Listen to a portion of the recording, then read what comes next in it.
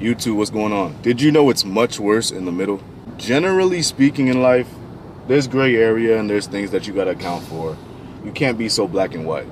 However, when it comes to decision making, when it comes to things you're committing to, when it comes to strategic planning for a business, you have to pick a side. You have to make a decision and you have to stand on it. You cannot be indecisive if you want to be successful. I discussed this in one of my other videos, stand for something or fall for everything. This kind of goes with that topic, but to bring the point home even further, if you want to be successful, I highly recommend that you stay out of the middle.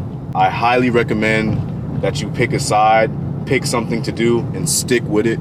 If making as much money as possible is a priority for you, then it's in your best interest to not be indecisive, bro. You could call it being a yes man, like just agreeing with everybody on every single topic. Like it may feel like you're connecting with people this way, but honestly, it doesn't come off as such. Like obviously if you actually agree on the point, then okay. And I'll say this, the only time it's good to be in the middle is if you're a middleman. If you could create a business that allows you to be a middleman in between the flow of money at being connecting a buyer to a seller or maybe a seller to a buyer, then it's like, okay, you're in the middle of this flow of money. You get some money off that transaction. Okay, then it's okay to be in the middle. But besides that, to always live in this gray area, to always be a yes man and to always be indecisive, these are not character traits of a successful person. You have to be a great decision maker.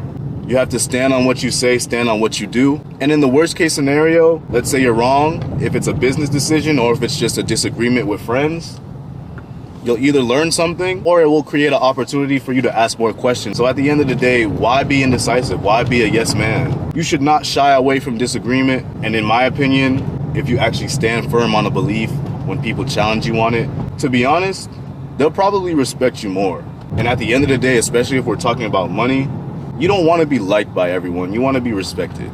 Of course, be a good person. But in terms of finance, in terms of networking, in terms of becoming successful, in terms of becoming a high-profile person, what's more important is respect. What's more important is understanding why you decide something and sticking to it.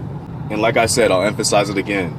If you don't know, that doesn't mean agree. If you don't know, that's a perfect opportunity for you to ask questions instead of just agreeing with somebody blindly. But yeah, pretty straightforward. I wanted to make this video because there's a lot of people out here that are kind of just all talk or yes men or stuck in the middle.